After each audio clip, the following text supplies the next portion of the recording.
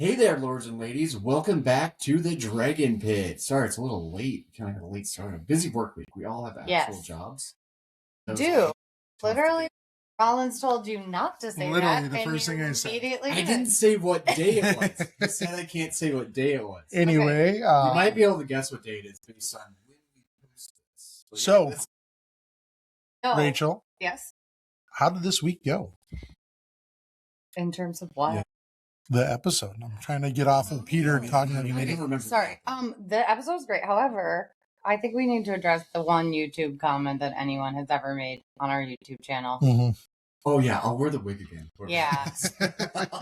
Yeah. Whoever wants the wigs to come back. Yeah, I kind of lost it. But I'll find it somewhere. Yeah. We have a couple wigs. Is it your wig? Or is it mine? I think they're my wigs. Yeah, we have a couple. Do you wear wigs? We wear wigs. All right. Episode 3. Episode 3. New beer today. It's not Modelo's. We have Natty Bow today. Okay, let's get into this. So, Paps, if you're listening, Paps, love you guys. So we finally get some egg perspective here. This episode's titled "The Squire." Yes, and Egg is the Squire.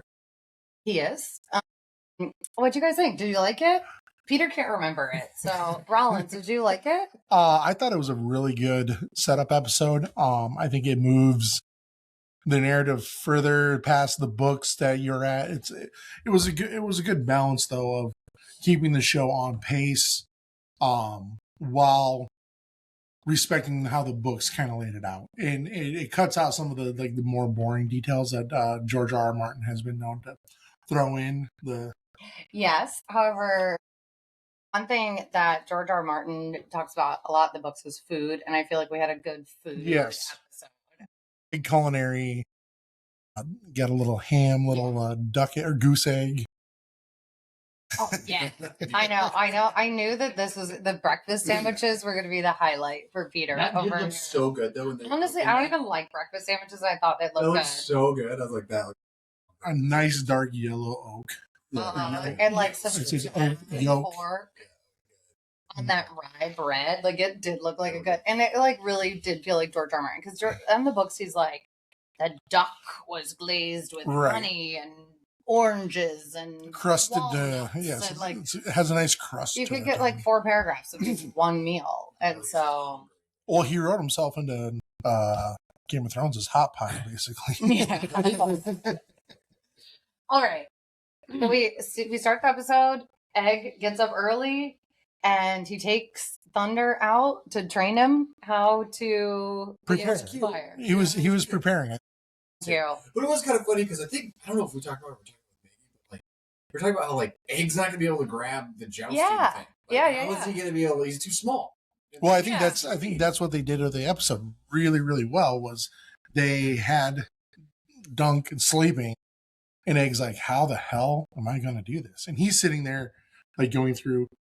I need to be prepared. I need to start doing these things because I'm going to be his squire, and he's going to need me. And we've gone on the other episodes where I'm too small. I can't do this. I'm here. I'm there.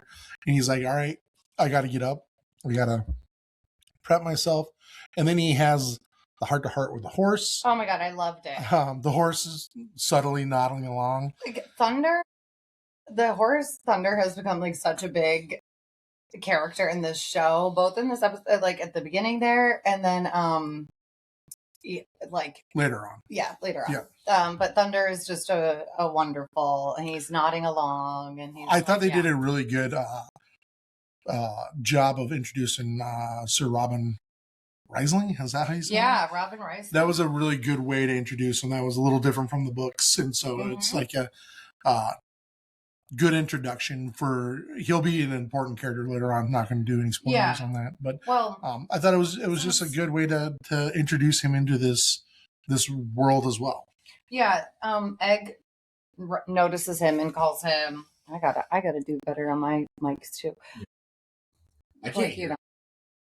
He says, you're Robin Risling, the maddest knight in the 7 kingdoms. When madness is called upon him by the warrior, right? Yeah. And then he gives him a little, they say, we are a vessel for the warrior when madness bid, madness delivered. Which seems like a pretty fucking mad thing to say. Yeah. He's not playing with a full deck of cards, but or 2 eyes at this point. He lost an eyeball. Right? Yeah, he lost his eyeball. Yeah. Then they show that like gruesome thing where his eyes all hanging out. Sorry for that. Yeah. It's not. You know what? You could hold No, it. you can just hit it. If I hold it, I'll be all over the map. I'll get way too into it. The volume, the levels will be all off. Mm-hmm. And since we're on YouTube now, you can see all this. What we did there was stupid. Yeah. Oh, look, it sounds so much better when I go close. Yeah. You can't hear anything. Peter refuses to buy his own fucking headphones. I invested $0 into this venture. Okay. So we have Robin. He calls him a thief. He goes, "No, not if I intend to return them." And I don't really know if those are the laws, but sure. Right. There's no harm, no foul. Good introduction. And then Egg goes back and he's ready to face Dunk and kind of face the music of where he's been and what he's been up to and getting ready for the tourney. And Dunk's just like kind of hanging out, getting himself psyched up. He's built a trust with him at this point that he's not worried that his horse is gone, right? Like there's a level of trust there. But he's still annoyed with him and he still threatens to like beat him up. But then he realizes that Egg was actually like trying to do a good job and he teaches him to sew, which I think is such a cute little thing. Do you guys know how to sew? I actually do. Yeah. I made those. Honestly, I made those pennants behind us. Oh yeah, you made this. Yeah, we gotta fix these. Something keeps technical difficulties. So, but I think that's a really big point that we just kind of gloss over is he's like that's my job. Like, are I supposed to be doing that? He's like, well, do you know how to do it, kind of thing. And he obviously doesn't because he's never been taught. And it's just like he threatens violence upon him, and then he's like, "This is how you do it." Like he instantly goes, "Here's how you do it." He shows him kindness. Yeah. Where everything in his body, the way he was treated, he was not treated with kindness. And I just thought that was something that was very apparent, that he showed a kindness, how to do it. And it's just trading this bond that they're now like forming between the two. And then did you catch, I figured Peter would have caught this. Did you catch what Egg said after he learned how to sew, Pete? No. Yeah, what did he say? I don't know. He asked him about the hair on his stones. Oh yeah, that's funny. And I was like, Peter's going to pick up on that. Obviously not. I wrote it down somewhere. I think it was like a little bit later in the episode, but yeah, he's like, "What do you say when you get black hairs on your stones?" And Dunk's like, "I think it's weird you're asking me." But I actually thought because in that scene where the first scene, Egg starts singing that that song about the Blackfire Rebellion. That's like very. It lays out everything we've been talking for the last couple of weeks too, which is kind of great. I mean, I wrote it all down. I'm not going to repeat it, but it's very funny. It's very funny. It's definitely a song like soldiers would sing. Correct. It was like the you kill a rebel, horse dies in battle. Like it's kind of vaudeville, kind of upbeat. They have the Western music. But it also talks, the poem itself actually talked about some of the things that we've talked about Maker and Baylor, the hammer. Yeah, the hammer and the anvil. They lay that out in there, and they actually talk a lot about what the Blackfire Rebellion is and kind of where we've told you what we've gathered from our passion for the books and the television series. But this was a really great way to. I'll attach it in the notes. In the comments. Yeah, it is because it's like every line and like that he's rhyming it with like cock or something, but then he goes country. To a different word. Country's a different word. So yeah, they have a little fun there. They go and get the eggs for breakfast for these breakfast sandwiches. I also thought something cool that they introduced here was at this tournament there was like clearly a language barrier between some of them, and it's like some of the markets you go to, and he's like doing the little clucking thing. Yeah. Then he embarrasses himself. Well, But I Hansel think too strong, too tall. yeah, I like her. yeah. Who doesn't? She's wonderful. She is wonderful. Yeah. What I think that we saw him having, there were people speaking different languages, and they're obviously like different cultures. Like to me, it's a good reminder that these tournaments like really would bring in people from all over the realm. Right. That there is a diverse group of people who showed up for this sort of pageantry. That it's not just the Westerlands. Right. It's not just the region. You're not getting just your local fair. You're bringing people in from other parts of the different kingdoms. So. Which I think is going to lead into a broader conversation I want to talk to you guys about. But it's like Aryans, like this is really a important political moment for the broader realm. And so Aryans' poor behavior not only makes him look like an asshole, but it also like reflects very poorly throughout the world because lots of people are seeing this and participating. I remember the other thing that made me think of the foreigners is when Dunk takes that swig of the guy, like this guy next to him hands him like the liquor. He's like, spits it out. And that reminds me of your favorite character, the wildling guy with red hair. Oh, Tormund. Yeah, Tormund, who drank that like goat's milk thing, and everyone was like, "Oh, loves Brienne." Oh, yeah, yeah, you do. I know. There's not enough redheads portrayed in. Yes, there is. There's so many redheads in this show. It's getting better. I will say that. There's never like redheads are really having a comeback in this. Oh, really? Name one Disney prince with red hair. It doesn't matter. There isn't one. We're not having a comeback in the. We're talking. This isn't Disney. We're talking about Game of Thrones, Peter. This isn't Disney. More red the IP is owned by HBO. Yeah. Okay, moving on. So they're now they kind of do the zoom out and they're kind of sitting there having their heart to heart, and Egg goes, "I think I could be quite happy in a place like this." Yeah, and it's so sweet. It's such a statement that can be overlooked of where they're at in their lives, because you have Dunk that's been on the road his whole life. He's basically a roadie. Like he's on, like these are cool, but like he's been to 1,000 places like this, and it's like it's the disconnect of, well, he might be just young, and that's why he's looking at him like that. Like you haven't been there, like I've done this kind of thing. But it's where they start to kind of open up and have the conversation of what's the next steps after this tournament. Well, I really liked that Egg said we would wage a campaign for our Lord, and he would reward us, and I would marry his second most beautiful daughter. And Dunk says, like, what happened to the first? And he's like, you married her. It's just like, oh, it's so sweet. And he's like, he's just envisioning a future. And I don't think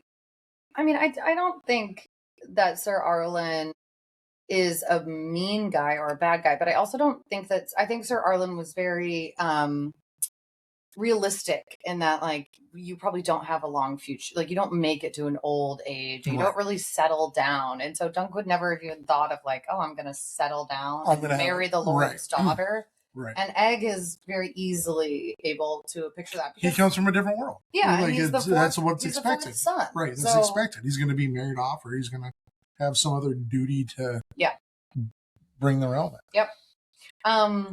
And so they talk about, can he stay on? And I really like that he said, Egg, you're a good worker when you want to be.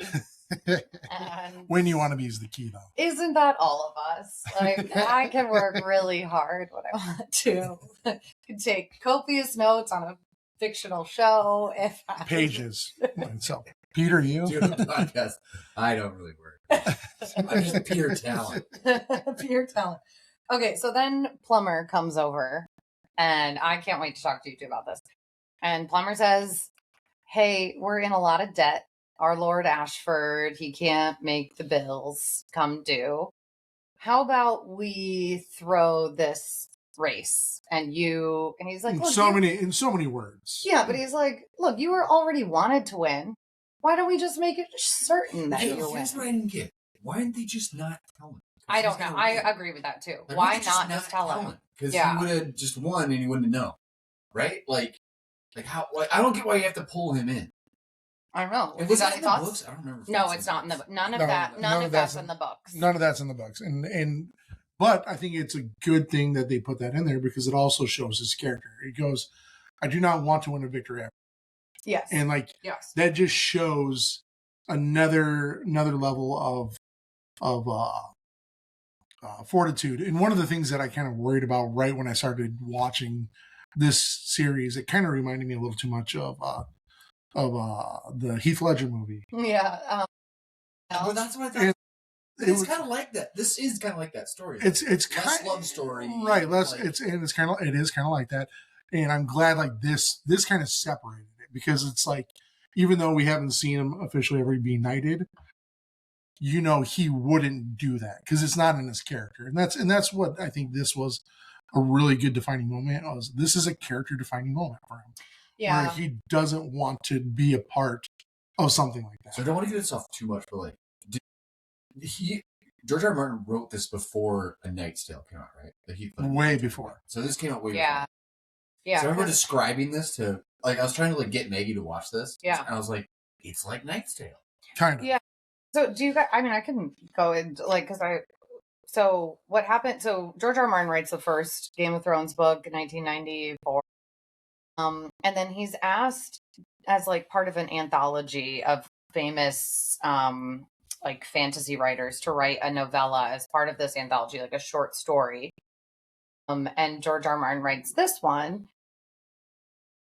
And it's very separate. And he really only does it as a promotional material because he has a second book that's currently at that time being edited and is going to publish. And George R. R. Martin says that this book, this little anthology, was so popular that his second book sold way more than the first. So George R. R. Martin actually gives this Little Knight's Tale, a credit for the whole entire series becoming a success. Catching fire the way he did. And I thought he likes this. My understanding was he likes this Duncan egg tale. He's really invested. Well, he hasn't finished The Song of Ice and Fire, so obviously. Mm-hmm, but he hasn't finished these either. Yeah, he said he's going to be, right, he did say he's going to be more developed. Yeah, there's supposed to be 7 because it's Knight of the Seven Kingdoms, and we have 3 of them. Right. So we are theoretically going to get... I think it's the beers. Sorry, technical difficulties. Can you... I think I fixed it. Yes. Okay. So, yes, this is very much A Knight's Tale. What if I let it go? Okay. So we see the jousts. Let's talk about Arian. Okay, so actually, I think that this is, it's not to just get way too deep immediately, but I think it's really important to understand. So Arian, because I'm sure you missed it. You might have caught some of it. But Arian, when he goes and challenges, so we're at the joust now. Arian's out on his horse. Arian is, because Valar is the third in line for the throne, he is the lead Targaryen. So Arian could have gone to challenge Valar, who's his cousin, and he kind of thinks better of it. And not today, cousin. Yeah, not today, cousin. And so he challenges this guy, Humphrey. And what I think you don't really understand from the show is that Humphrey is winning this tournament. So he's the number one seed. Yeah, he's if you're looking at sports, absolutely. He's the number one seed. He's one of the best. At this point in this day 2 of the tournament, he's already unseated 14 other people. Right. So he is hands down. He's the top draft pick. Yep. And so Arian, being the douchebag that Arian is, challenging him and then maliciously hurting him, is basically trying to take out maybe the only person he thinks who could beat him. But not only that, you watch in the first lineup, he purposely ducks the blow. He pulls his horse off. Yeah, he swerves. He swerves out of the way, throwing the entire dance in itself off. He turns around. He's trying to get his because you have to turn the horse, then get your lance again, and then roll after him. And it was a plan. He threw him off his game, and then he immediately charges back, and Egg calls it out. Dunk calls it out. He's too low. He's like, that's not how you joust. Even your basic person knows that's not how you do it. and he does it with intent and ill intent. Yeah. And hurts him. Yeah. Hurts him bad. I think, the crowd reaction is what I really want to talk about. Well, did you see Baylor's reaction? Yeah. Yeah. So the other thing is, before Aaron tries the stunt, he looks up into the stands and sees that his dad isn't there. Yep. Because he does sometimes behave when in his front of his dad. And Fossaway actually says that later on in the... Yeah. Makar. He's the Egg's dad as blonde-haired guy who says fuck a lot. Right. Yeah. And that's also... He's the anvil. Mm-hmm. He is the dad. You're getting it, Peter. Yeah. Keep going. I picked up on all this. Any other questions? This is great. So he looks up in the stand. He doesn't see any blonde-haired. He only sees Baylor, who's there presiding over everything because he knows this is a political... He's there literally out doing a PR thing. Yes, absolutely. Trying to keep... shaking hands, kissing babies. Trying to keep the people in line. King. Correct. Yes. He's the current hand of the king. He's trying to keep everyone in line. He realizes that they don't have the power that they once do because they no longer have the nuclear option. Yep. And people are realizing this as well because there's stuff thrown at the prince. There's people booing the prince. Well, I think this is also why the Humphrey part is so important because this guy is the favorite, right? Like the small folk love him. This is the LeBron James or whatever. Nobody likes LeBron James. Okay, I don't know. This guy's like the Michael Jordan of this time. He's like the Travis Kelce. That guy's gross. I love Travis Kelce. I don't know. This is the only sports person. Anyway. But when Arian so openly and flagrantly hurts this guy, like fractures his leg in such a nasty... He kills the horse. The horse drops on it. Like this guy. So this guy goes from being the guy to he's going to be crippled the rest of his life. Because you don't have regular medicine. So like a horse falling on him like that, he is crushing his life. Basically giving him a sentence of being a cripple the rest of his life. And he does it so casually. Yeah. And the crowd is pissed, right? They go apeshit. They're not happy. It reminds me, I was thinking a lot of, we see the crowd turn on Joffrey in, gets hit in the face of the cow pie. And then also, Aegon, right? Or is it Aemond? One of them pisses off the crowd in House of the Dragon. And then Alicent and Helena get attacked. But the thing about nobility is that you are vastly outnumbered. Right. And the people that know what they're doing, because you have a lot of people that are in play that they're born on third base and they thought they hit a triple. They're born on third base and they thought they hit a triple. And that's what these guys are. They are entitled. They are. They don't have the real rationale at the end of the day of the predicament they actually are in. Yep. Because the small folk way outnumber the knights and the lords. Yep. And a lot of the knights and the lords are kind of fed up with some of this too. Because they're overtaxed. We haven't gotten to the Raymond Fossaways yet, but it's coming. You have Baylor who realizes this, that brings Dorne into the kingdoms through marriage. He's being the best he can be politicking. Yeah. And he's like genuinely seems like a nice guy. Right. And he's doing his best to hold the kingdom together. And then you have his nephew just being a shit. And then Egg sits there and he's like, kill him, kill him. Because you imagine this psycho being your big brother your whole life and probably torturing him. And then once the crowd gets wild, the Knight's Guard comes out. The King's Guard comes out. And that's, never... Now you're going to bring in the, people who are just going to start murdering people. So, not great. Ask questions later kind of guys. So they're leaving. As long as we want to move on to the next thing. They're leaving.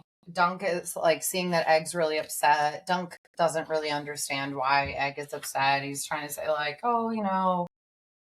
mishaps happen. And Egg says, this wasn't a mishap. And he is just really pissed off. And so, as a thing that Dunk thinks he's going to do to cheer Egg up, they run into this fortune teller. Mm-hmm. Who because I'm a nerd, and I saw this on another platform. I didn't realize this. The woman who is the fortune teller is played by the same actress who's the innkeeper in the first episode. And so like it's not clear if this is just like they're reusing actors, but it's also interesting that like she's seen this couple before. And somebody pointed, I don't even want to say this, but she does have a wine red stain on her face, which for those of you who are in the know, which we're not going to get into, is very like blood raven significant at this moment. Right. Anyway, she says that's a spoiler. Yeah. I picked up on that. It's also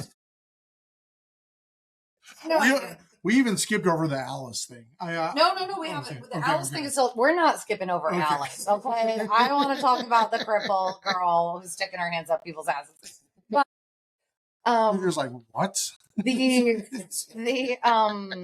what I think was this fortune teller tells the two of them, like she says to Dunk, like, you're gonna be richer than a Lannister, and Dunk's like, okay, do him.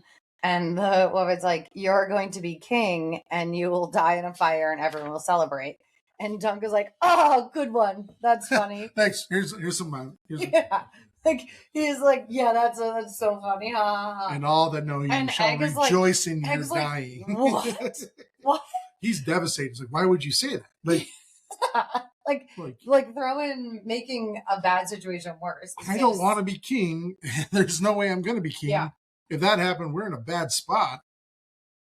Yeah, that's then we go into the Baratheon tent. You really don't. So we go into the Baratheon tent, and Lionel Baratheon's got his shirt off and his crown on, and he's dancing with your favorite redhead. Mansfred is in there. I don't like that. I like he's a jerk. I know, but we gotta have our redheads. See, they're always the bad guy. Oh, yeah, that makes sense. So they sing this song about a crippled girl named Alice who only has 3 fingers. Alice is paid to shove them up bums.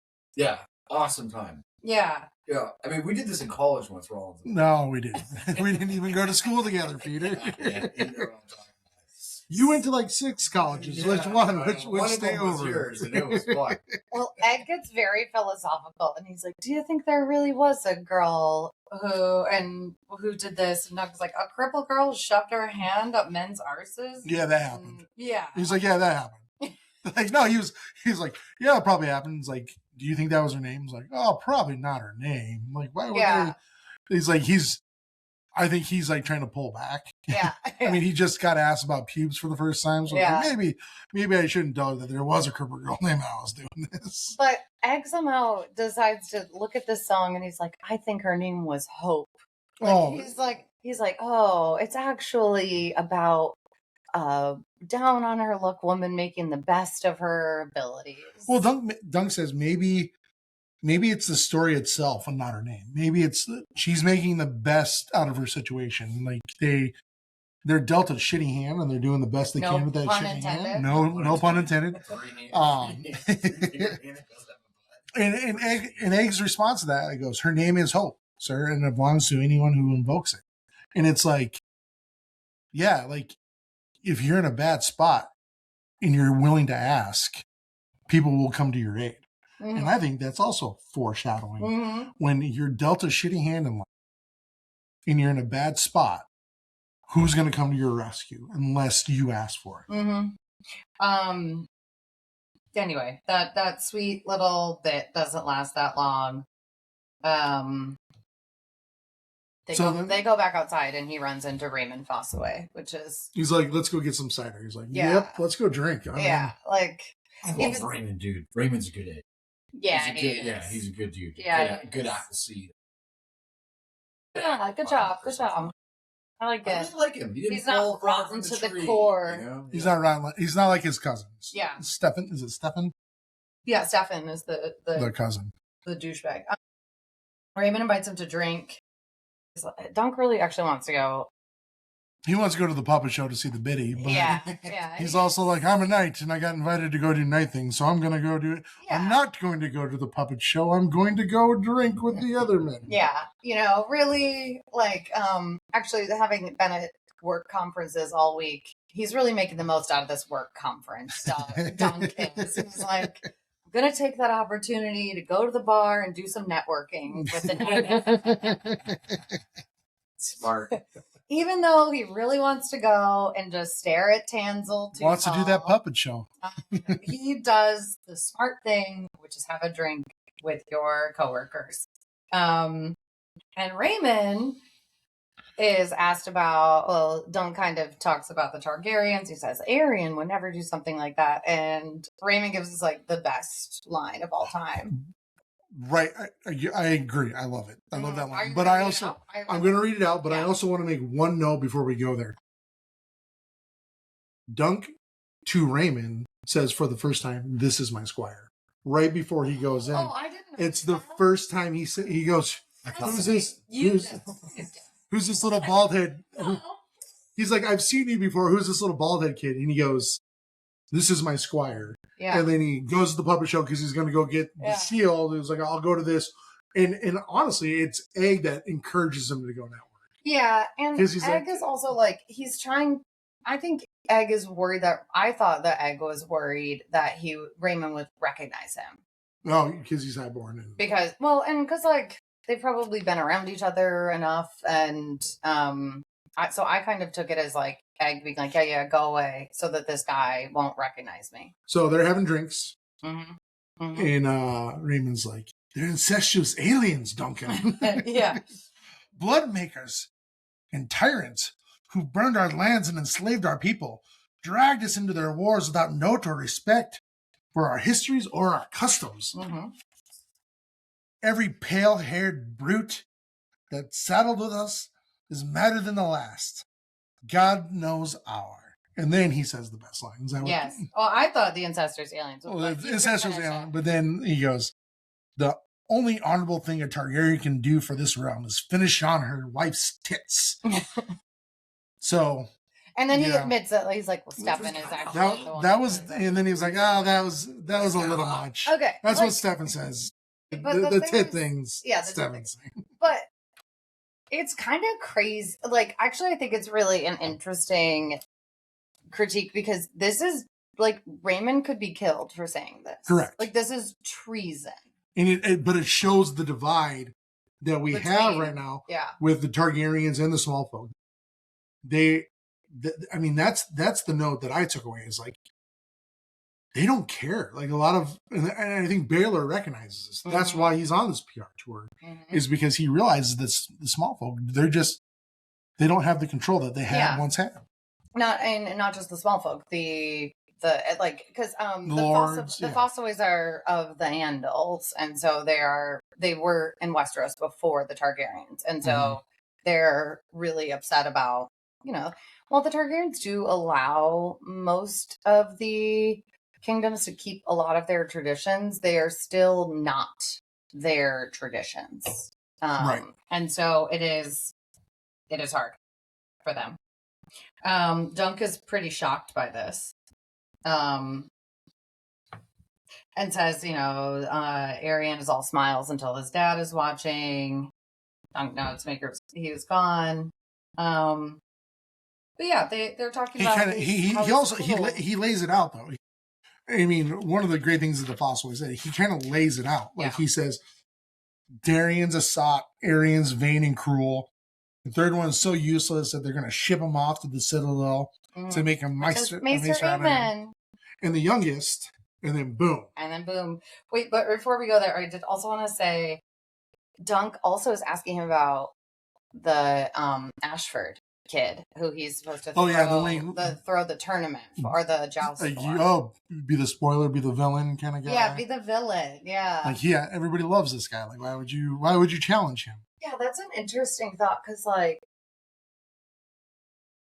I mean, because he is the local favorite, and he says he's deaf with the staff or deaf with the land. So like he has a skill set. Yeah. Nobody's seen his skill set, and I think that's why he's the mark. Well, I'm sorry. I was pausing there because I don't want to give away. I don't want to be any spoilery, but like it is interesting at the end of this episode, even like And Game of Thrones, the original series, does a little bit better job of like how victors rewrite the narrative. And so like Dunk, who is about to go beat up Aerion, like how are the Targaryens going to proceed? What's the PR spin? And Dunk is already going to be the villain. So like Raymond is sort of foreshadowing like, oh, you're going to be the villain. We don't, it's not really, I think it's just for the end of this episode, like how we think Aerion it's not a long-term thing, but it's... Yeah. I picked up. That might be the name of the episode. Why don't you lead off on the puppet show? Tell us what your thoughts are on the puppet show. Ed runs in, tell us what happens. We're at the puppet show, right? The puppet show, there's a big dragon. And there is. I feel like I'm like taking a quiz right now. There's like a dragon, and Duncan the Tall kills the dragon.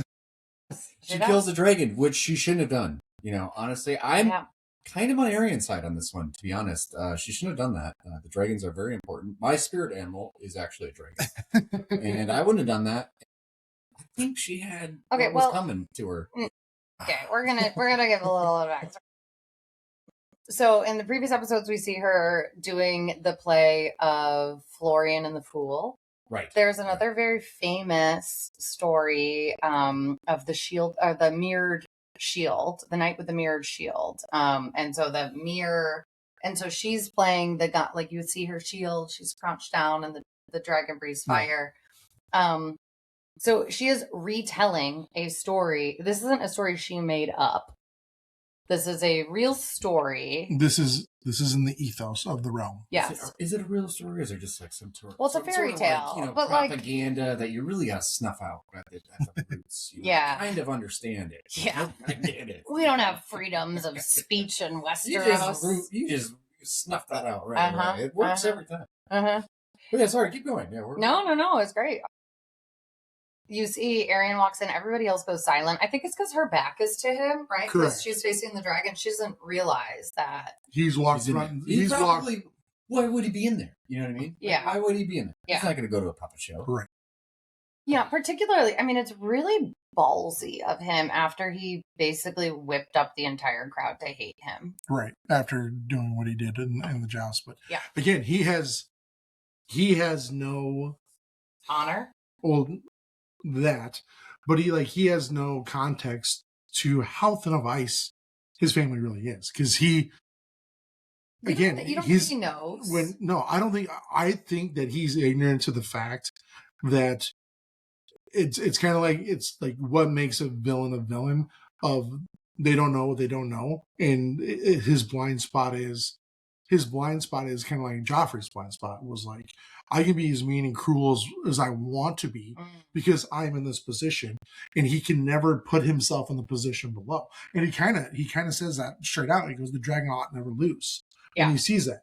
He's like, he walks in and it's an affront to him and everything he stands for. And that's why he's so upset. That's why he goes on this warpath, is because somebody's challenging everything he's ever known. Yep. That might be one of the hardest things he's ever had to deal with, of somebody disrespecting his family, and he was not going to let it stand. So on that point, Peter, that's a valid point.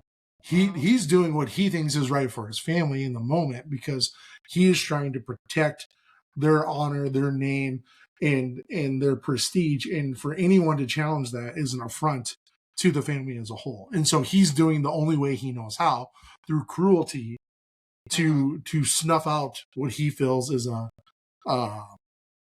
uprising. I picked up on that, yeah. So Dunk just sees red. Like we see her getting her fingers broken, which is particularly hard if you are like a painter and a puppeteer. Like your hands are probably... It looked like he was flaying the fingers. Wait, I haven't thought about this. You know, now she could be Alice with her 3 fingers. Now that's like the only thing left to her. But it looked like he was like flaying her fingers. Yeah. Which is incredibly painful that we know from this world, and basically been outlawed by the Targaryens because of the cruelty of it. Or at least the Starks outlawed it in their neck of the woods. And then you see Egg runs in, says they're hurting her. Yeah. Dunk comes in and he kicks ass. Like, he busts some heads in. Like, it's interesting to me because I think, like, in the book, you don't really see, like, all of these people are around Dunk being like, don't do this. Like, don't touch it. Like, stop. But he's just, you know, he sees red. He's going in. He's gonna. You don't go after Tansel too tall. Not Dunk. Not run. Yeah. I get it. And so Dunk. Arian goes, "Why would you throw your life away for this whore? It's scarcely worth it." Mm-hmm. And he really doesn't. She's a whore. No, she's not. She's not. But like, that's how he looks at anybody that's not royalty. She's not a whore. In his perspective, she is nothing in this world.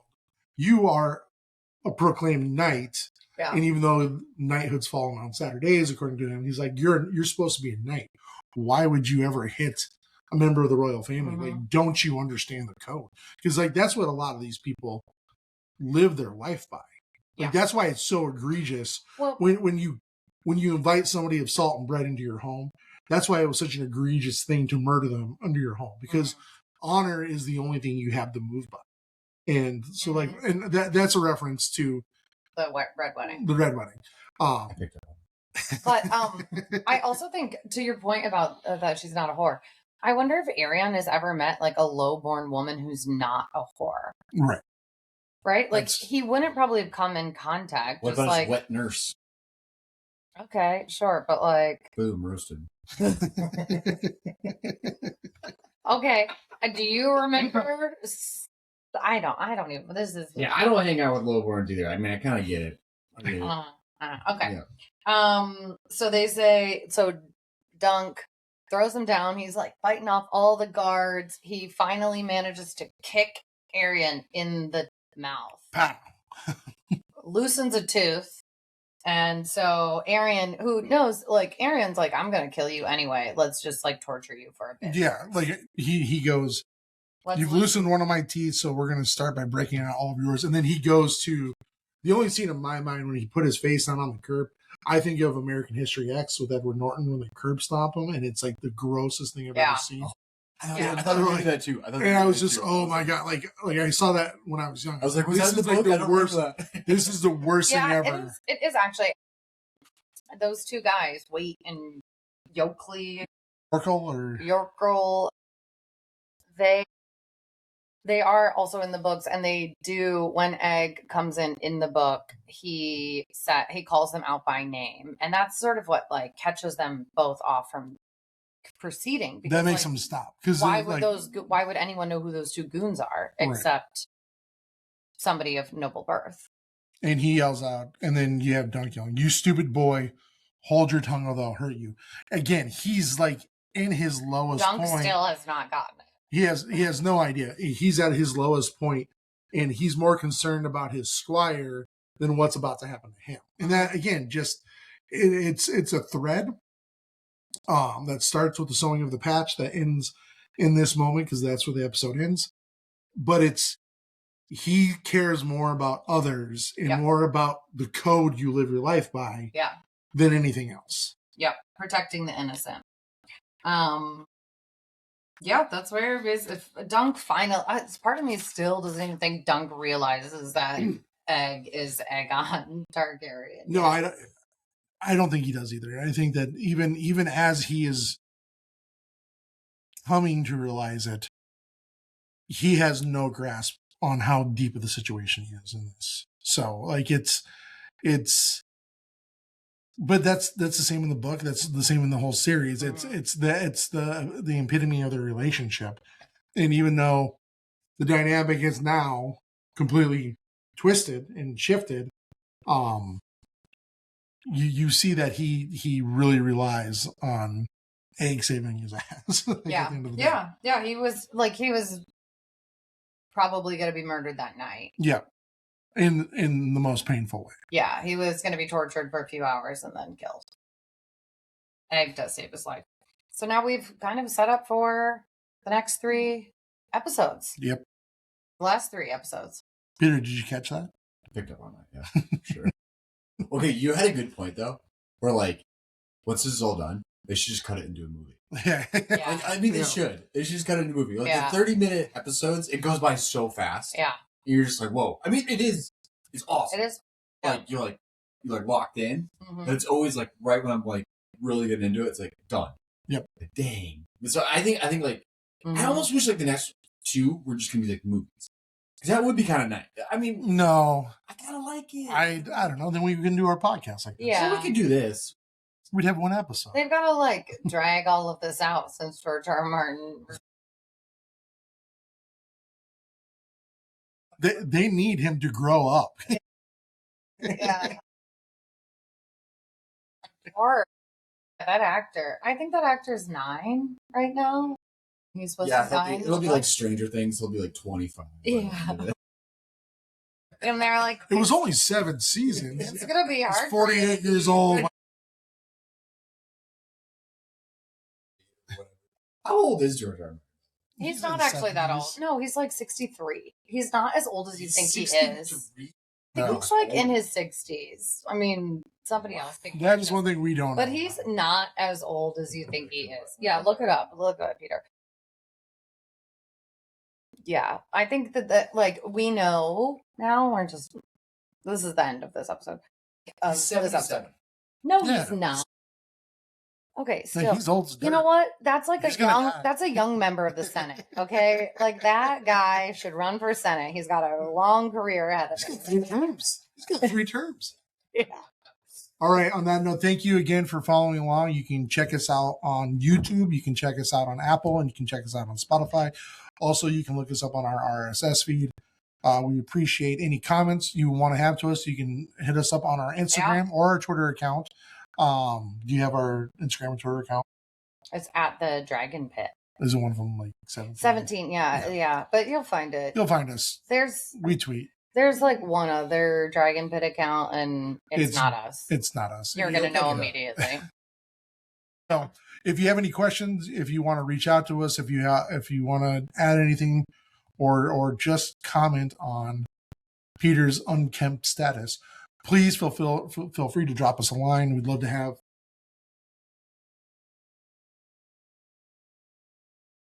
He's not leaning into the mic, so you couldn't hear that anyway. Thank you. Bye.